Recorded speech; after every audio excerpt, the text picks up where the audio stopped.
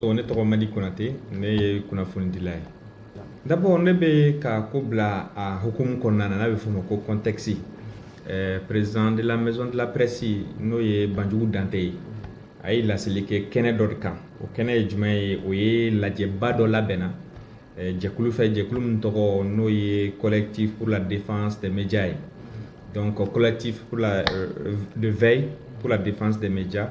Donc o ye lajɛ in labɛn. Lajɛ in labɛnni tun tɛ dɔwɛrɛ ye ka se ka kunnafonidilaw la kunnafoniya fɛn jumɛn na n'o ye haki koɲɛ ye. Haki koɲɛ la an b'a kalama k'a fɔ haki la i bɛ taa sɔrɔ maaw de bɛ élu, i bɛ taa sɔrɔ maa 9 de bɛ haki la. O maa 9 na i b'a ye k'a fɔ 3 président de la république walima président de transition an bɛ don min na ko bi. Haki ye autorité de la communication de. Ale de bɛ yen mun ye kunnafoni sow ye ka se ka régulariser jɔn bɛ sariya kɔnɔ jɔn tɛ sariya kɔnɔ jɔn ni hakɛ jumɛn ka kan ale bɛ yen o hukumu de kɔnɔna na. Donc o la o mandat minnu bɛ yen nɔ maa 6 o ka mandat banna parce que maa 3 ni président b'o nommé i bɛ taa sɔrɔ tɔw ka mandat n'o ye 2 ye walima n'olu ka mandat ye san 3 ye i b'a ye olu ka mandat bɛ kɛ san 4 ye donc san 1 bɛ fara olu tigilamɔgɔw ta kan. Mais maa 6 assemblée bɛ maa 3 di n'o ye assemblée ɲɛmaa ye o bɛ maa 3 di. Organisation fêtière minnu lakɔdonnen don wagati min na ni décret taara waati min na k'a fɔ ko nin organisation bɛ journalistes nɔrɔlabila n'a bɛ fɔ ko les organisations fêtières olu fana bɛ o waati la parce que o décret ma modifié an bɛ don min na ko bi. Donc olu fana bɛ maa 3 di. Donc o hukumu na sa maa 6 in ka mandat banna maa 3 dɔ in olu ka mandat ma ba fɔlɔ olu tɔ tora san 1 fo 31 décembre la san wɛrɛ président de transition bɛ se ka maa 3 délégué ka se k'olu nɔrɔlabila. O maa 3 ninnu na maa 6 ninnu na colonel Maliki Diaw n'o ye CNT ɲɛmaa ye ale ye maa 3 bila ka taa olu bɛ nomination de kɛ ale bɛ sigilen tora a b'a fɔ ko bon karisa ni karisa ni karisa olu bɛ taa CNT maaw ka maa 3 nɔrɔbila la. Mais mun ye kunnafonidilaw ta ye kunnafonidilaw tɛ nomination kɛ parce que organisation jɛkulu de bɛ yen. Donc o jɛkulu la cɛdenw de bɛ bɔ o cɛdenw na sa a bɛ fɔ ko jɛkulu ka kalafili kɛ maa 3 ye.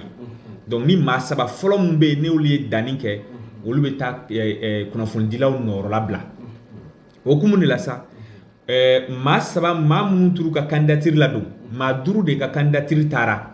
Donc o maa 5 la maa 3 de gagnera premier deuxième troisième olu maa 3 k'olu bɛ taa kunnafonidilaw kunna jɔyɔrɔ la fa haki kɔnɔna na. Donc o hukumu kɔnɔna na sa o kelen kɔfɛ président de transition ka décret mun bɛ na signé décret signé yɔrɔ la a yera k'a fɔ ko kunnafonidilaw ye maa 3 mun élu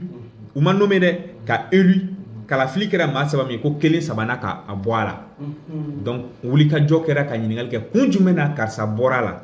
mun sɔrɔla k'a fɔ ko enquête de moralité de kɛra k'o kɔfɛ ko karisa ko o bɔra a la. Donc enquête de moralité kɛra mais enquête de moralité ye mun de fɔ karisa kan o dɔnnen tɛ. An bɛ don min na ko bi président de la maison de la presse ale ka lasigi la ale y'a yira k'a fɔ ale ye wulikajɔw kɛ niveau caman na ka se ka taa ɲininkali kɛ kun jumɛn na kun jɔnjɔn kelen ma sɔrɔ k'a fɔ an ɲɛna karisa bɔra la nin hukumu na ko enquête de moralité kɛra. Basiriki Touré ale de ye ASEP ɲɛmaa ye n'o ye presse écrite olu ka jɛkuluba mun bɛ yen ale de ye o ɲɛmaa ye n'o Basiriki Touré. Donc u y'o bɔ a la o cogoya la. Donc collectif in sigira o hukumu de kɔnɔ wa collectif in fana tun bɛ fɛ ka laseli de kɛ bi ka se ka ɲɛfɔli kɛ kunnafonidila fɛn fɛn bɛ yen nɔ pour que u ka se ka faamuyali sɔrɔ a la. Donc hukumu kɔnɔna na président de maison de la presse kumakan dira a ma cogo min na ale fana ka donni na k'a ɲɛfɔ maaw ye démarche jumɛn kɛra mun ni mun de bɛ ka kɛ ka se k'o ɲɛfɔ. Hukumu kɔnɔna na a ye profité o fɛ ka message lancer message mun na n'i y'a sɔrɔ a ye welewelemakan kɛ fɔlɔ kɛ fɛn min ye o ye kunnafonidilaw yɛrɛ ye fɔlɔ. Olu bɛ yen olu ye kunnafonidilaw ka ɲɛmaa ye nka olu bɛ yen a k'i n'a fɔ branche politique de don. Branche politique ye jumɛn ye ka se ka baara kɛ dugu ma cogoya min na kɔdenw bɛ se ka lafiya sɔrɔ. Donc o baara hukumu kɔnɔna na sacrifice dɔw bɛ kɛ i bɛ taa sɔrɔ waati dɔw la olu bɛ position dɔw ta hali n'i y'a sɔrɔ n'i y'a dan olu kelen dɔrɔn ma i bɛ taa sɔrɔ o tɔgɔlu ka position ye mais jama ka hɛrɛ kama ani jama ka bɛ se ka nafa sɔrɔli kama olu b'o o position in to yen ka jama ka hɛrɛ in viser cogo min na jama in ka se k'o hɛrɛ sɔrɔ o hukumu na o bɔlu senfɛ maaw b'a ye k'a fɔ ko olu bɛ ka transition soutenir a y'a yira k'a fɔ ko maliden fɛn o fɛn bɛ yen k'i ye maliden ko maa si tɛ yen nɔ k'i bɛ se k'a fɔ ko mun tɛ k'a ka jamana dɛmɛ ko mun tɛ ka transition soutenir mais soutien tɛ k'a fɔ ko n bɔra ka taa boulevard l'indépendance la ka taa manifester a y'o fɔ ko soutien tɛ ka bɔ karisa ye fasoden jugu ye karisalakaw ye fasoden ɲuman ye ko soutien to o ye donc ko soutien ye fɛn jumɛn ye e bɛ se k'i ka jamana dɛmɛ cogo jumɛn ka bɔ dingɛ kɔnɔ n'i ye fili minnu ye k'a fɔ karisa i filila ni fili to i ka se ka bila sira ɲuman kan k'o ye soutien de mais soutien tɛ dɔrɔn fɛn o fɛn kɛra k'a bɛɛ lajɛlen ka ɲi ko o ka dabila wa ko kunnafonidila minnu fana bɛ yen nɔ minnu b'a fɔ k'a fɔ ko olu feerela ka ban k'u ka sabali u k'o ko ninnu dabila parce que olu bɛ yen kunnafonidilaw de kama u k'a dɔn k'a fɔ olu bɛ baara la hukumu kɔnɔna na. an b'a fɔ ko dɔw bɛ yen nɔ k'olu bɛ baara kɛ faransi ye. oui olu bɛ baara kɛ donc k'u k'o baara ninnu dabila u k'a essayer u ka baara hukumu kɔnɔna ye min ye ka se k'o to o cadre kɔnɔna na k'a fɔ ko maliyɛn ye fila ye a y'o de kosɔn a y'i t'o la ka haki fana ta fɔ k'a bɛ welewelemakan kɛ maa saba minnu élu la kunnafonidilaw fɛ fila o taara déjà ka prestation de serment kɛ olu bɛ déjà ka baara daminɛ a ko ko olu mun taara olu tun kan ka anw kunnafoni anw minnu ye kala fili ye ka se k'a kɛ sababu ye ka taga déjà que aw ka maa kelen bɔra la donc ni maa kelen bɔra la ko aw taara déjà n'an taara base juridique kan basi foyi t'a la parce que aw élu la de nka aw bɛ maa dɔw de nɔrɔbila la donc aw taara ni jɛkulu dɔw de tɔgɔ ye o jɛkulu min fana ye aw maa saba bila ka taa ni kelen fosira ka bɔ a la ko le bon sens o tun ye mun ye ka se ka solidarité kɛ avec o maa kelen ko nka a bɛ welewelemakan da k'u mɛn je crois que k'u b'o kumakan mɛn yanni a ka bɔ kuma na a ko k'a fɔ k'a bɛna welemada 4 ɲɔgɔnna de kɛ jamana ɲɛmaa ye o welemada 4 na a fɔlɔ-fɔlɔ la a ko k'a fɔ mun ye k'a fɔ ko président Assimi Goïta ko a b'a ɲini a fɛ a b'i fɔ mun fɔ o ɲina o de ye k'a fɔ jamana in kɔnɔ an bɛ don min na ko bi i b'a sɔrɔ k'a fɔ maaw ka danaya b'a kan jamanakɔdenw ka danaya b'a kan armée fɛnɛ kɔnɔna na armée maaw ka danaya b'a kan wa i b'a sɔrɔ o bɛɛ lajɛlen na ko funankɛni don funankɛni mun bɛ yen n'i y'a sɔrɔ a jɔra Mali ye a jɔra cogo min na diɲɛmaa bɛ fɛ ka mun lase Mali ma a jɔr'o fɛnɛ kan ko o yɔrɔ la a b'o o yɔrɔ fɔ ko o hukumu kɔnɔna na a kana to cogo si la maa minnu bɛ yen n'u b'a senkɔrɔma la mun bɛ fɛ ka se ka o baara in ɲagami a bolo ka baara in tiɲɛ k'a k'i hakili t'o la a ko fɛnɛ k'a bɛ mun fɔ jamana ɲɛmaa ye ko a ka bɔ hakilina kɔnɔ hakilina mun na n'i y'a sɔrɔ maa minnu kɔnɔ k'a fɔ ko tant que n'i m'i misikili yira n'o ye baara de fɔ rapport de force ye tant que n'i m'i misikili yira walima k'a yira k'a fɔ k'e fɛnɛ bɛ se ko dɔ la cogo min na i ka ko ka don ba la k'a ka to k'a fɔ a ka bɔ o hukumu kɔnɔ k'o miirira kɔnɔna na a tila ko tuguni k'a fɔ ko jamana ɲɛmaa ye ko a kana sɔn cogo si la k'a tugu maa kɔ maa minnu bɛ yen nɔ n'i y'a sɔrɔ u b'a la marasa a tulokɔrɔ kuma dumaniw k'olu fɔ a ɲɛna k'a yira la fɛnɛ k'a fɔ ko maliyɛn ye fila ye dɔw ye ko le ye maliyɛn jugu ye dɔw ye ko le ye maliyɛn ɲuman ye ko a b'a ɲini a fɛ a k'i hakili to yɔrɔ la ko k'i ka hakilina di jamana ko la k'o tɛ maa kɛ jamanaden ɲɛnama ye o tɛ maa kɛ jamanakɔnɔden jugu fana ye bɛɛ lajɛlen n'a hakilinata don wa jamana maracogo fana na bɛɛ lajɛlen ka hakilinata to o yɔrɔ la k'a k'o yɔrɔ fɔ ka se k'o yɔrɔ faamuya pour que ka bɔ kuma na a ko jamana ɲɛmaa ma fana k'a kana taa hakilina la hakilina mun fana n'i y'a sɔrɔ k'a fɔ maa minnu b'a a hakili juru cani ka taa fɛn kan fɛn mun na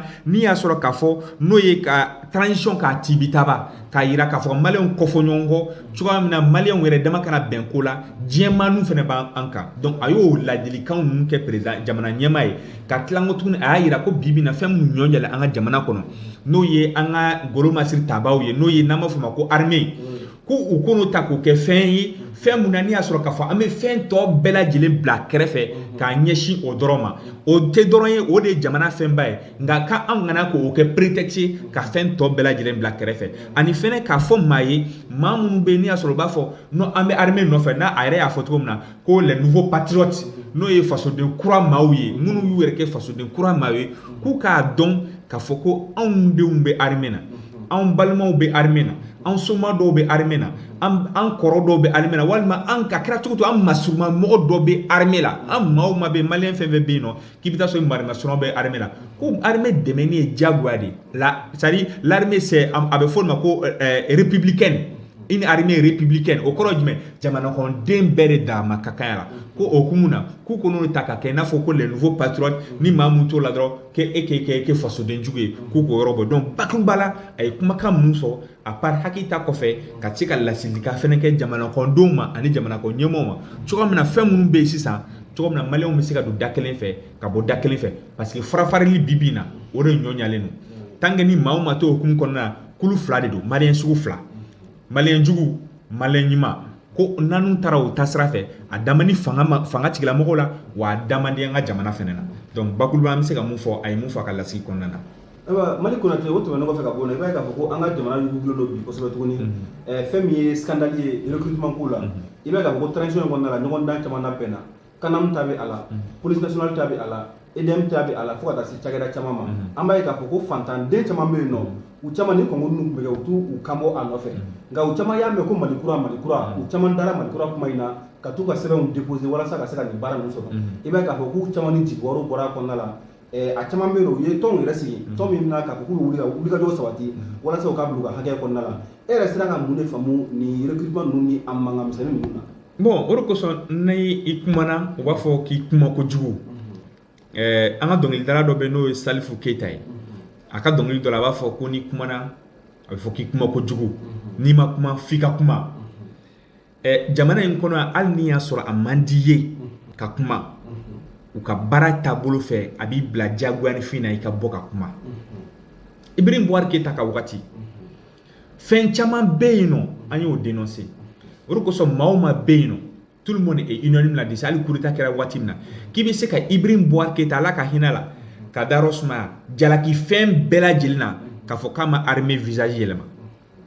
a ye wulikajɔ min kɛ armée ko la ale nana sɔrɔ dɔw yɛrɛ b'a fɔ k'a nana sɔrɔ ko armée yɛrɛ tɛ yen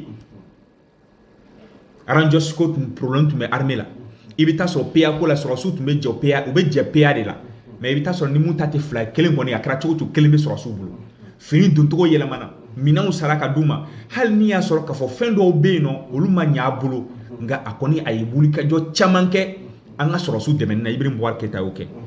o kelen fana bɛ ka continuer transition kɔnɔna na nka ni maa min ko bi ko maliyɛnw minɔgɔra maliyɛnw ɲanina maliyɛnw kɔngɔna recrutement tɛ ka k'a ɲɛ ma corruption bɛ ka kɛ tan fɛ ni maa min y'o fɔ k'i ye fasoden jugu ye ko n'i ko baara min bɛ ka kɛ ko armée bɛ ka baara k'o tɛ baara dɔ ye wa mais Ibrahim Boubacar Keïta an y'a Ibrahim Boubacar Keïta kɛlɛ kun jumɛn na mais a ye baara kɛ armée na bɛɛ y'a fɔ hali n'i taara sɔrɔsiw yɛrɛ kunda Assimi mun filɛ n'a bɛ fɔ o ma ko bataillon spécial jɔn y'a créé Ibrahim Boubacar Keïta tɛ wa jɔn y'a équipé Ibrahim Boubacar Keïta tɛ wa jɔn ye sɔrɔsiw ka tenue k'a yɛlɛma i kana tenue farafaralen sɔrɔsiw la Ibrahim Boubacar Keïta tɛ wa a wagati la an y'a fɔ coup d'état kɔfɛ fana an y'a fɔ wa bi fana an bɛ segin a kan Ibrahim Boubacar Keïta tɛ wa mais fɛn dɔw ma ɲɛ a bolo fɛn minnu ma ɲɛ a bolo n'o ye services sociaux de base ye maliyɛnw ka adamadenya yɛrɛ hukumu kɔnɔna bɛ taa fɛn min kɔnɔ n'olu ma ɲɛ a bolo an y'a kɛlɛ o de kama o an ko dɔgɔtɔrɔso ɲɛnama tɛ maliyɛnw bolo an ko kalanyɔrɔ ɲɛnama tɛ maliyɛnw bolo an ko k'a fɔ ko maliyɛnw ka kuranko gɛlɛyalen don maliyɛnw ka jiko gɛlɛyalen don maliyɛnw ka dala dumuniko dunafɛn o gɛlɛyalen don gɛlɛya bɛ maliyɛnw kan an ye bɛ ka kɛlɛ n'o kumakanw de o an ye bɛ ka kɛlɛ ni yuruguyurugu de o an ye bɛ ka kɛlɛ ni favoritisme de o donc bi n'i y'o kuma fɔ k'e ye fasoden jugu ye e kuma an y'a ye i bɛ ka kɛlɛ kun jumɛn na parce que i bɛ ka don wa anw y'o de fɔ kɛlɛ tɛ anw tɛ don kɛlɛ foyi la ko kɛlɛ in kun ye ko maa dɔ de ko ye anw ta ye taabolo kɛlɛ de maa ko tɛ dɛ i bɛ ka bɛ fanga la waati na diɲɛ don o don sɔgɔma wula fɛ tile fɛ wagati o wagati i bɛ ka tɔgɔ tun b'an da kɔnɔ bɛɛ tun b'a ye bɔlɔlɔ sanfɛ an tun b'a bila mais i bɛ ka le 18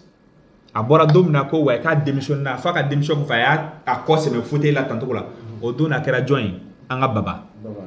n'an b'a fɔ ma k'an ka cɛkɔrɔba taara ka sɛgɛnnafiɲɛbɔ la o don na an y'a tɔgɔ bila pewu parce que i bɛ ka ko tun tɛ mun tun ko don jamana ko de tun don mun tun ko don jamana kɔnɔ baara minnu bɛ ka kɛ jamana kɔnɔ o ko de tun don parce que n'i bɛ ka ko tun don an tun bɛ continuer toujours ka i bɛ ka tɔgɔ fɔ o bɔra yen Bandaw nana Mukutari Wan nana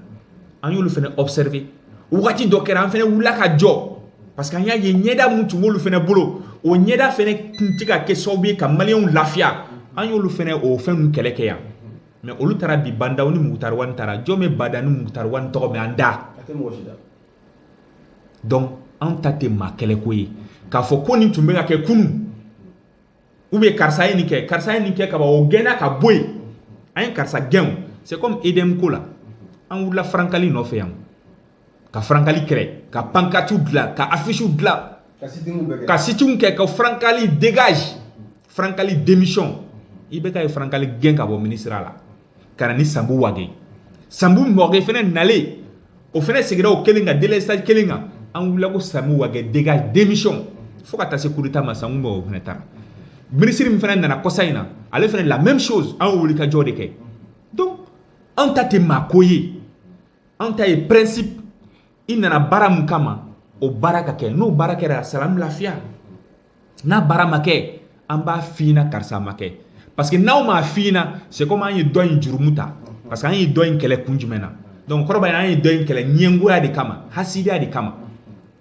donc ni ɲɛngoya ni hasidiya tɛ ni dɔ in gɛnna ka bɔ yen maa wɛrɛ bilara place la n'o ma se k'o problème résoudre n'an y'a ɲɛ tugu o kan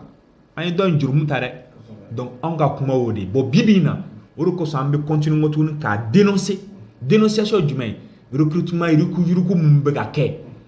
hali n'i y'a jateminɛ ko dɔw ta jɔra ka annuler dɔw ta bɛ yen nɔ olu ta yurukuma bɛ sen na hali bi an b'a bɛɛ ta globalement an t'a kelen kelenna ta mais n'an y'a ta globalement o kɔrɔ b'a jira an bɛ ka Mali kura ko kuma min fɔ c'est pour ça ne y'o fɔ n ko Mali kura tɛ yen dɛ Mali kura tɛ yen an tɛna fɔ k'an bɛna Mali tɔgɔ changer o tɛna kɛ k'an bɛna maliyɛn denw changer o tɛna kɛ mun de ye Mali kura ye jamana maracogo fɔlɔ ne bɛ e Beshir Cham dɔn e ye ne kɛrɛfɛmaa ye walima e ni ne jɛra ka baara dɔ kɛ ɲɔgɔn fɛ hali ni e compétence t'e la komi ne ye jɔyɔrɔ sɔrɔ ka ban ne bɛ e ta k'e bila yɔrɔ dɔ la o ka dabila o ka dabila an ɲɛ b'a la o bɛ ka continuer ne ni karisa ye lutte kɛ ɲɔgɔn fɛ walima karisa ye ni somɔgɔ ye walima karisa ye ne tigɛ kɔrɔfɛnw ye n b'olu le ta k'o nommer donc kɛlɛ kɛra kun jumɛn na an y'i bɛɛ ka kɛlɛ ma famille d'abord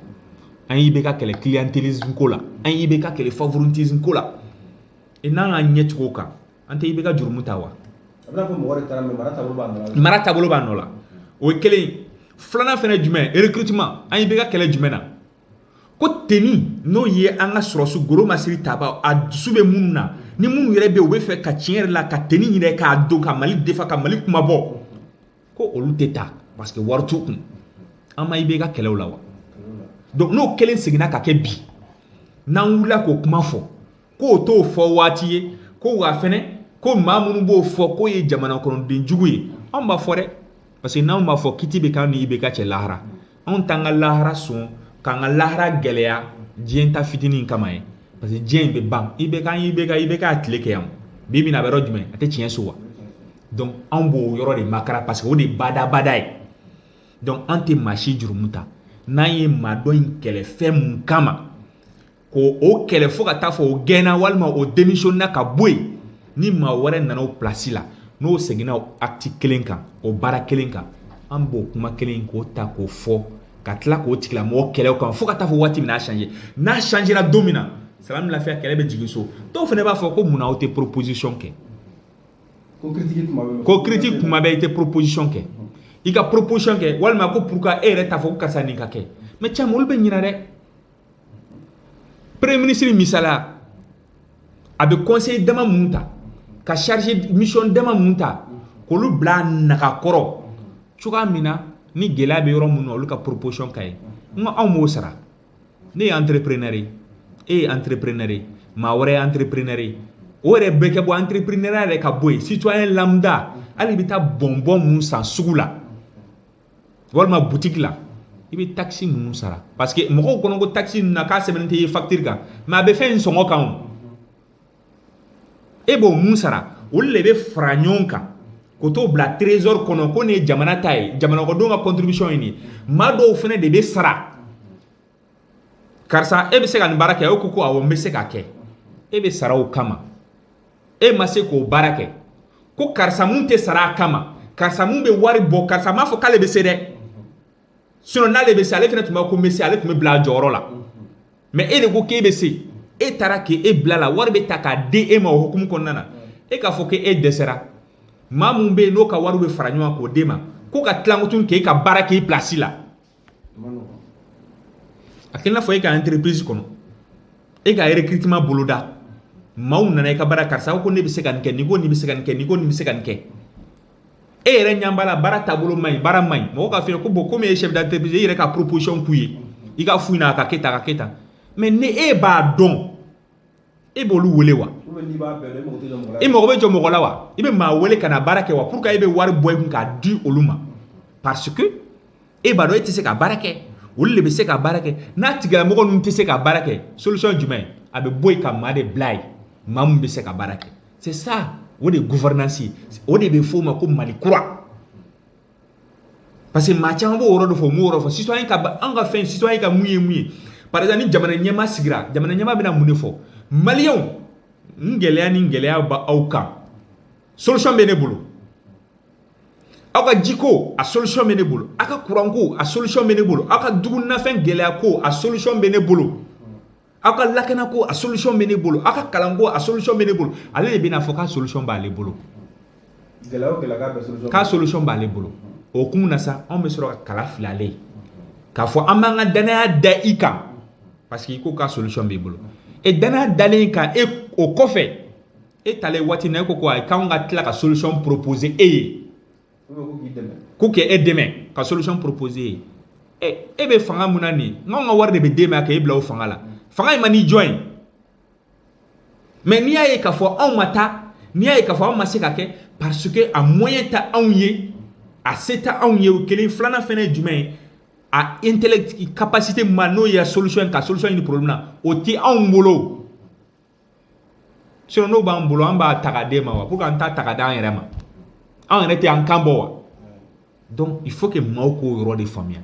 maa tɛ fasoden jugu ye o de kosɔn ni dɔw bɛ yen nɔ pour que ka dɔw faamuya i bɛ na n'u ye silamɛya yɛrɛ kɔnɔ silamɛya mun yɛrɛ bɛ yen Abuwar Sidiki alayhi salatu salam a ye mun de fɔ ko n'i y'a sɔrɔ k'a fɔ hali n'i y'a sɔrɔ ale b'a jugu de sara k'a b'a sara de dɛ a poche la kalo o kalo cogoya min na n'a filila k'a fɔ a ɲɛna n'a ye kojugu min kɛ k'olu fɔ a ɲɛna ko b'ale permettre ka se ka bɔ fili kɔnɔ e bibi in na ko ni maa filila ko kana fɔ ɲɛna k'i k'a fɔ dɔrɔn vive la transition vive Assimi Goïta vive Choguel Kokala Maïga non a ka ɲi a ma ɲi vive non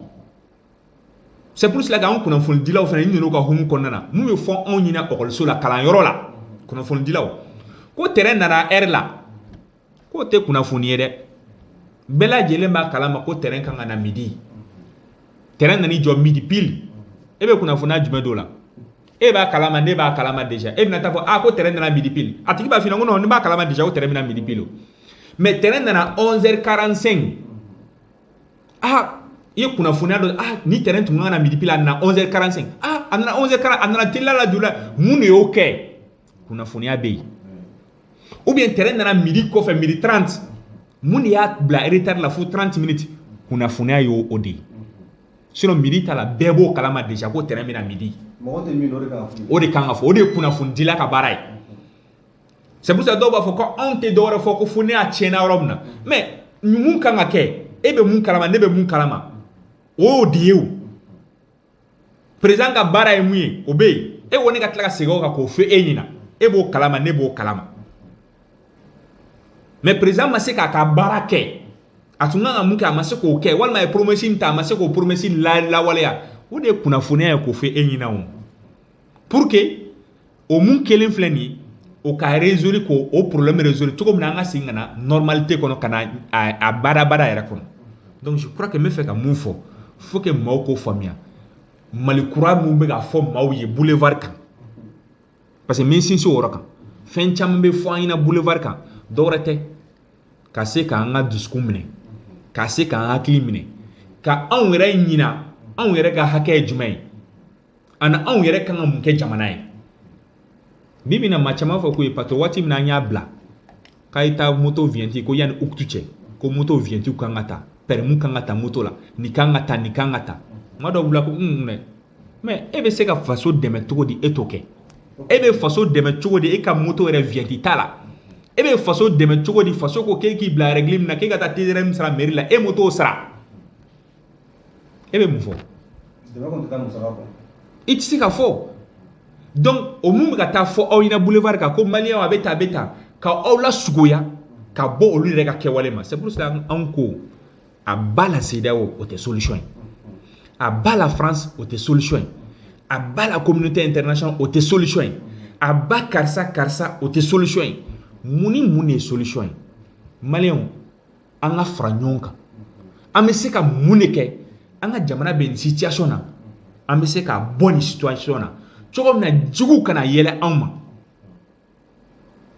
o de ye anw bolo solution ye n'o bɛ tabali kan n'o nana n'o ye tabali kan ka an wele ka taa o sira kan an bɛɛ bɛ taa an sigi o tabali kelen kan an bɛ se ka mun de kɛ cogo min na jamana bɛ se ka bɔ nin gɛlɛya kɔnɔ nka ni an welela de k'an ka taa ko a ba la karisa anw tɛ taa o la dɛ soutien anw tɛ taa o la dɛ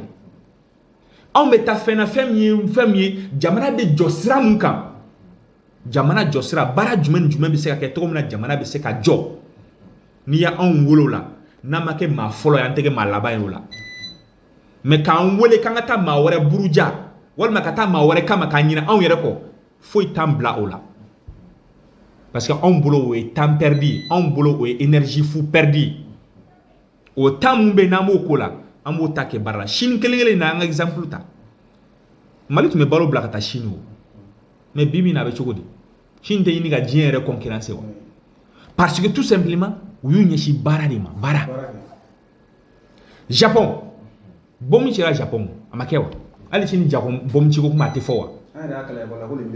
Japon a tɛ fɔ wa Japonais fɛ yen olu tɛ grève kɛ olu ka grève tɛ k'a fɔ ko an ye baara bila ko a to so e b'u ka grève dɔn wa fula rouge min n'an tun b'a siri an kun na ka marche kɛ olu bɛ fula rouge de siri u kun na ka taa baara yɔrɔ la n'i ye fula rouge y'a kun na o kɔrɔ b'a jira a bɛ ka nisɔngoya jira mais a bɛ ka baara kɛ c'est-à-dire a bɛ ka fula rouge b'a kun na o kɔrɔ b'a jira k'a bɛ grève la a dusu tiɲɛnen don a bɛ fɛ fɛn dɔ ka ɲɛnabɔ o de kosɔn a ye fula rouge siri a kun na a tɛ baara jɔ mais bi min na a bɛ cogo di hali dinamo fitini n'u bɛ fɛn u b'a bɛɛ dilan Japon b'a bɛɛ dilan matériel ko la hali n'an ye matériel ta k'a lajɛ électronique ta k'a lajɛ an bɛ mun de fɔ ko Japon de premier ye mais bombe cir'u fɛ yen bombe cir'u fɛ yen est ce que u sigi de karisa de bombe ci an na karisa de ye nin k'an na ça ce n'est pas vrai ni c'est illégal légitime karisa ye nin kɛ u m'u sigi k'o kɛ o u ye dusu ta ka baara kɛ k'u ka jamana jɔ k'u ka dugu jɔ ka duguladenw former ka duguladenw lakalan donc je pense que n'an taara o sira kan an bɛ maliyɛnw bɛɛ sɔrɔ o kan hali ni maliyɛnw bɛɛ kɔni ma sɔrɔ o kan anw kɔni bɛ sɔrɔ o kan n'an ma kɛ maa fɔlɔ ye an tɛ kɛ maa laban ye parce que anw ka kɛlɛ tɛ ko karisa ko ye Choguel mun filɛ nin ye premier ministre la anw y'an sigi plateau kan yan ka Choguel kelen in défend plateau kan k'a défend an ko CNSP maaw bɛ ka mun kɛ M5 la o man kan kɛ M5 la M5 fana wuli ka jɔ kɛ dɛ Choguel kelen min filɛ an ko k'a ye tile joli kun a ye dɔgɔyama joli kun a burujaw nenina k'a denw neni ka fɛn bɛɛ lajɛlen kɛ gaziw ka ci a la Choguel kelen in na n k'o kɛra yan nɔ n ko o maa sugu bɛ o li tigɛ aw b'olu ta k'olu kɛ bolofɛ wulila la k'olu traité fɛn cogo la an y'o kɛlɛ kɛ yan Choguel ninnu ye o c'est pour cela que maa minnu b'a fɔ ko maa minnu bɛ transition contre la walima maa minnu bɛ Choguel contre la ko maa dɔw de b'u sara o contre la donc waati min na an tun bɛ ka Choguel ninnu dɛmɛ o jɔn tun bɛ ka sara Choguel ne tun bɛ k'anw sara wa u ka bɔ u k'a fɔ waati min na an bɛ M5 ko la an bɛ ka M5 ka fɛnw kɛ cogo min na ka Ibrahim Boubacar Keita kɛ kɛlɛ jɔn de tun bɛ ka wari d'an ma M5 de tun bɛ ka wari d'an ma wa c'est pour cela que an y'o de fɔ ni mun ye position min na don min na o b'a fɔ ko karisa de bɛ karisa kɔfɛ mais an y'o faamuya o tɛna anw bɔ anw ka taa sira kan parce que a bɛɛ kunkun ye mun ye ka se k'i yobo yaba k'i bɔ i ka taa sira kan fɛn mun ɲɔ ɲalen don o de kosɔn n bɛ segin na Banjugu ka kuma ma k'a fɔ ko e bɛ ka karisa sunɛni o tɛ kɛ baloden ɲuman ye koyi wa e bɛ karisa contre o tɛ kɛ fasoden jugu ye koyi fasoden jugu ye jumɛn acte k'i t'i ka jamana feere k'i t'i ka jamana di juguw ma a bɛ fɔ o de ma ko fasoden jugu k'i ka jamana ka intérêt ye mun ye ko o don galama na ka maa wɛrɛ ka intérêt yɛlɛ sanfɛ a bɛ fɔ o ma ko fasoden jugu parce que kan k'i ka jamana défend mais k'a fɔ ko karisa ye ɲɛma dɔ critiquer k'a ye baara dɔ kɛ k'o baara man ɲi k'o y'o critiquer k'o kɔrɔ b'a yɛrɛ k'o fasoden jugu ye a n'o bɛ maa min kɛ fasoden jugu a k'i kɛ fasoden jugu a k'a kɛ yɛrɛ nationalité yɛrɛ t'i bolo. ayiwa Mali kɔnɔ an b'i fo kosɛbɛ an ka babu bɛ ka se a kuncɛyɔrɔ ma ne kuma kuncɛ kuma min bolo k'a lase an filɛbagaw ma. donc kuma kuncɛ kuma min bɛ ne bolo o de ye k'a fɔ maliyɛnw ye nin bɛɛ kɛra je crois que a sera ten an ka kuntilenna kelen lajɛ a sera ten an ka ɲɛjuru cani k'a lajɛ anw yɛrɛ bɛ se ka mun kɛ diɲɛ ye an bɛ se ka mun de k'an ka jamana ye ne bɛ tilen k'o de fɔ n tɔɲɔgɔn minnu bɛ yen n'an bɛ réunion kɛ tout le temps n b'o de fɔ n'an bɛ ka kɛlɛ mun kɛ bi an tɛ ka kɛlɛ in kɛ cogo min na an k'an sigi a yiri suma kɔrɔ dɛ parce que pour nous là c'est fini déjà mais an ka wuli ka jɔn kɛ jumɛn kama an bɔnsɔnnaw minnu bɛna bɔ an na minnu bɛna ale an kɔfɛ ka kɛlɛ kɛ cogoya min na olu fana bɛ se k'u sigi a suma kɔrɔ n y'a ye bi na ne bɛ ka kuma micro la maa dɔw y'u nin de di 91 cogoya min na ne ka kuma ne ka se ka kuma ka hakilinata fɔ mun de b'a to ne fana bi na ne bɛ se ka fɛn sugu sugu kɛ cogoya min na o fana la maa minnu fana bɛ na ne kɔfɛ olu ka se ka kalan ɲɛnama sɔrɔ ka se ka dɔgɔtɔrɔso ɲɛnama sɔrɔ ka se ka ɲɛnamaya ɲɛnama sɔrɔ an ka jamana kɔnɔ lafiya ka tɛmɛ ne fana kan ne fana kan ka wuli ka jɔ k'o de kɛ donc je pense que an kan ka fara ɲɔgɔn kan ka se k'o de ɲɛɲini mun ye querelle personnel ye karisa bɛ tan dɛ karisa bɛ tan dɛ an k'o to yen an maa si tɛ maa si contre la n'i y'a ye an bɛ ka Choguel tɔgɔ fɔ bi a bɛ jɔyɔrɔ dɔ de la o jɔyɔrɔ ye jumɛn a bɛ ka jamana jɔyɔrɔ dɔ de makaran jɔyɔrɔ dɔ de ma fa donc n'a bɛ k'o ma fa n'o ma ɲɛ a bolo n'o tɛ ka ɲɛ a bolo an b'o fɔ n'a bɔra la don min na a kɛra Choguel ye i n'a fɔ jamanakɔnɔden i n'a fɔ anw fana kɛra jamanakɔnɔden don min na ni maa min y'a tɔgɔ fɔ don e tigilamɔgɔ hasidiya ni ɲɛngoya ni bɛnsɛngoya min b'e kɔnɔ ka ɲɛsin Choguel ma o bɛ f'i ɲɛna nka tant que n'a bɛ gouvernement ɲɛmaya la n'a ye baara kɛ n'a ma ɲɛ o bɛ fɔ n'o bɛ i kɛ k'a fɔ ko e ye maa jugu de ye walima e ye maa bɛnsɛngoya de b'i kɔnɔ ka ɲɛsin maa ma o ka fɔ an b'o fɔ ministre kelen o kelen o bɛɛ lajɛlen o ka fɔ an b'o fɔ ka taa se hali président ma hali Assimi Goïta ka to waati min na a bɛ bataillon ɲɛmaya la maa tun t'a dɔn mais n'i y'a ye maaw b'a tɔgɔ fɔ bi parce que a kɛra jamana ɲɛmaa ye n'i kɛra jamana ɲɛmaa ye i kɛra politicien de n'i kɛra politicien ye i ka baara kɛbolo n'a ɲɛna a bɛ fɔ n'a ma ɲɛ fɛnɛ a bɛ fɔ k'a ma ɲɛ donc maaw k'a faamuya critique ka karisa critique k'a to jamana baara la o kɔrɔ t'a yira k'a fɔ karisa juguya b'i kɔnɔ mais critique ye mun ye parce que a bɛ kɛ e de ka baara kɛ a bɛ kɛ e de jɔyɔrɔ dafa n'o ma ɲɛ hakɛ b'i bolo wa an ka constitution n'an b'a fɔ o ma ko y'an ka sariyaso sunba ye o de ko jamana kɔnɔ ni jamana ɲɛmɔgɔ ni fɛn dɔ kɛra jamana kɔnɔ n'a ma bɛn i ma n'a kɛcogo ma diya i ye k'a fɔ a ye fɛn sɔrɔ k'i bɛ bɔ k'i ka dusumangoya jira aw bɛ fɛ k'an privé o sariya la wa donc n bɛ fɛ ka mun fɔ maliyɛnw ka bɔ kuma na o de ye an k'a essayer an ka nin bɛɛ lajɛlen to yen anw bɛ se ka mun de kɛ cogo min na jamana in bɛ se ka bɔ nɔgɔ la ɲɛmaa minnu b'an kunna ka tiɲɛ fɔ ɲɛmaa ninnu ye cogoya min na anw mun bɛ bɔ an na olu bɛ se ka lafiya cogoya min na parce que a kana kɛ dɔnni dɔnkoma yɛrɛ Faransi nana waati min na Mali kɔnɔ anw y'a fɔ yan Mali ye papier jumɛn signé an b'a bila bɔlɔlɔ sanfɛ maaw ka taa taper a bɛ yen o k'a fɔ ko kunun a tun bɛ fɔ ko kumakan k'a o bɛ yɛlɛ de ko mais que écrit reste maintenant kumakan a bɛ yen kumakan bɛ to yen bi an bɛ don min na ko parce que a bɛ anisiri sɛbɛnni fana bɛ to yen u ka taa bɔlɔlɔ sanfɛlaw la an y'a wuli ka jɔ k'a wagati fo maa dɔ ko k'an ye fara na Faransi nana dɛmɛ an k'u to yen an ko tigɛrɛ fɔ ko fara an ko non Mali ye tigɛ nɔ bila jumɛn kɛ sɛbɛn mun na ani Faransɛ u k'a fɔ maliyɛnw ka se k'a faamuya an y'o kɛlɛ kɛ yan mais anw teretera k'an kɛ fɛn sugu bɛɛ mais bi o papier kelen na tiɲɛ seginna anw ma parce que o papier kelen maaw bɔra k'a fɔ k'o papier man ɲi Faransi ma o papier kelen tiɲɛ seginna anw ma parce que a wagati la maaw ma anw faamuya mais maaw y'a faamuya kɔsa in na bon an b'o kɛlɛ kelen de continuer bi na o t'a faamuya mais sini b'a faamuya n bɛ segin toujours ka kuma ban ni silamɛya yɔrɔ min parce que toujours an bɛ kuma n'i ye silamɛ i bɛ kuma n'o silamɛya kelen de Alakira alayhi salatu wasalam a ka dugulamɔgɔw y'a kɛlɛ u y'a kɛlɛ parce que a nana ni hakilinata min ye a n'u hakilinata tɛ kelen u y'a kɛlɛ jusqu'à ce que f'u ye bɛnbɛn bɛɛ bɛn a ma k'u b'a faga a bɔra ka dugu la a taara dugu wɛrɛ la mais a fɛn kɛra wagati min na a ma segin ka taa ka dugu minɛ wa ka hakilina sigi yen wa bi bi in na o dugu de tɛ référence ye diɲɛ bɛɛ kɔnɔ wa donc anw b'o logique de kan hakilina kɛlɛ de bɛ yen an bɛ don min na ko bi donc maa ko kɛlɛ tɛ yen o hakilina in fo ka taa fɔ wagati min na ni fɛn yira nana fɛn mun bɛ kɛ sababu ye k'a fɔ ke mun bɛ ka fɔ nin tigitigi n tɛ tiɲɛ ye nin tɛ se ka kɛ sanse mo an bɛ sɔn k'o sira bila mais n'o tɛ ko fo ko an bɛ karisa contre la ala k'an kisi ka maa juguya to an kɔnɔ o de kosɔn an da o da su o su an b'o de fɔ ala an b'a ɲini fɛ an sitɔ filɛ nin i kana to dugu ka jɛ fiyewu ka maa kelen hasidiya to an dusukun na ni maa min ye ko kan na an kan ka mun fɔ tigilamɔgɔ o yɔrɔ la an b'o f'u ɲɛna mais kana maa kɔnɔya k'o si an kɔnɔ an b'o de ɲini ala fɛ an bɛ dugawu de kɛ jamana ala ka jɔnya basigi ka jamana don bɛɛ kelen ma ka cɛdenw bɛ kɛlɛkɛyɔrɔ la ala k'u lakana k'u kisi ka bɔ juguw ma minnu fana fatura ka dugawu k'u ye ala ka lafiya d'u ma k'u bɛɛ lajɛlen lakana k'u sigiyɔrɔ kɛ arijana ye ka cogo min na minnu fana bɛ o kɔfɛ ka se k'u kɛ cɛ jɔlen cɛ minnu bɛ n'i y'a sɔrɔ u bɛ jɔ jamana ye k'u kisi ka bɔ tɔɔrɔ bɛɛ lajɛlen ma minnu banana fana ka dugawu k'u ye ala ka lafiya bɔ da k'u bɛɛ lajɛlen